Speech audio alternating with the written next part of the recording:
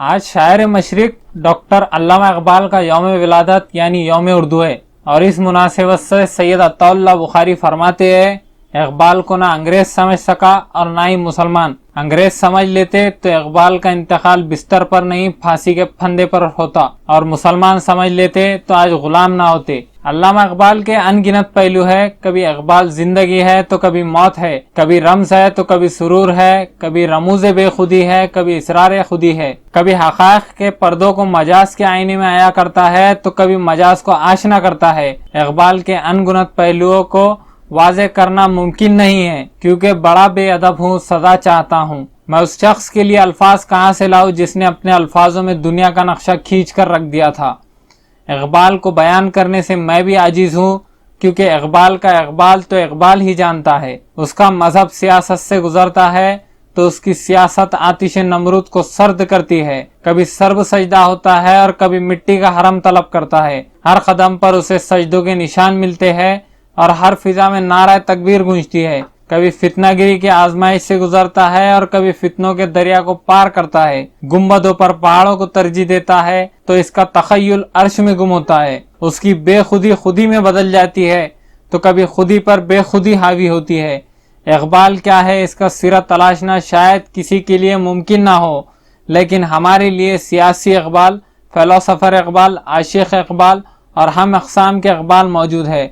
लेकिन इकबाल के तखय्युल का महवर सिर्फ इकबाल है। ये तारुफ है डॉक्टर अल्लामा इकबाल का, जिनकी शायरी ने जहां में दीदावर पैदा किए और जिनकी बेनूरी पर हजारों सदियां रोती रही और सदियों के बाद पैदा होने वाले दीदावर भी सिर्फ और सिर्फ अल्लामा इकबाल ही है। बात 1928 की है जब अल्लामा इकबाल ने इंसानों पर मजहब का तशद्दुद देखा, अरबाब इख्तिदार की जानिब से होता हुआ इंसानों का इस्तेसाल देखा और इस नमरूदी आतिश में मुसलमानों की सलामती तलाशने लगे तो इन्हें आलाए कलमतुल्लाह याद आया। फिर अल्लामा इकबाल ने देर और हरम का सफर करते हुए कंजश के फरोमा को शाहीन से लड़ा दिया और फिर मरमरी सीलों से बेजार होकर मिट्टी का वो हरम तामीर किया कि पूरी इंसानियत सलामती में पनाह तलाशने लगी। इसी प्रोग्राम के तहत अल्लामा इकबाल ने हिज़्बुल्लाह कायम की और इसकी सदारत का जिम्मा अपने दौर के मायानाज़ मुफक्किर मौलाना अबुल कलाम आज़ाद के सुपुर्द की।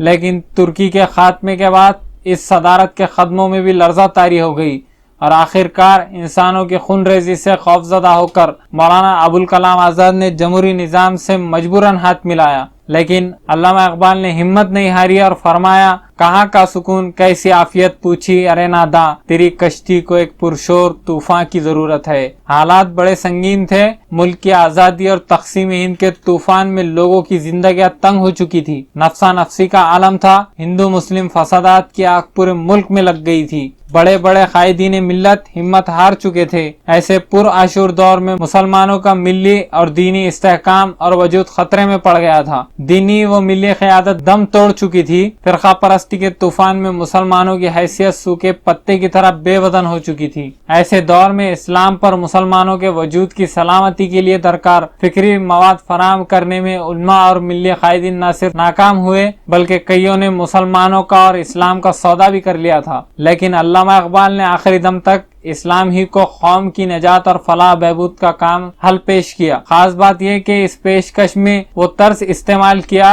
कि न सिर्फ मुसलमान बल्कि दुश्मनान इस्लाम भी इस्लाम की सच्चाई के सामने जान व अदब तय कर गए। अल्लामा इकबाल ने पेश हुए इस्लाम की इसी सदाकत को दुनिया भर में तस्लीम किया गया। उनकी पेशकश के सामने इस्लाम दुश्मन कुव्वतें मुँह के बल गिर गई और मुतशरीकीन हाथ मलते रह गए। हत्ता कि मुसलमानों में सारी धन व दौलत जायदाद व इमलाक पर इस्लाम को फौकियत देने का वो जज्बा परवान चढ़ा कि 80 साल का तवील अरसा गुजर जाने के बावजूद इनका कलाम मुसलमानों में जोश ईमानी पैदा करने और यही हर दौर में इनकलाब की रूह पैदा करता है। अफसोस सद अफसोस, इस्लाम की तारीख के मुफक्किर, दूर अंदेश फलसफी और अजीम शायर अल्लामा इकबाल से नस्ल नौ ना वाकिफ है और हम भी उन्हें याद नहीं करते। शायद ही अब ता क़यामत अल्लामा इकबाल जैसा कोई शायर पैदा होगा क्योंकि बखौल अल्लामा इकबाल के हजारों साल नरगिस अपनी बेनूरी पे रोती है।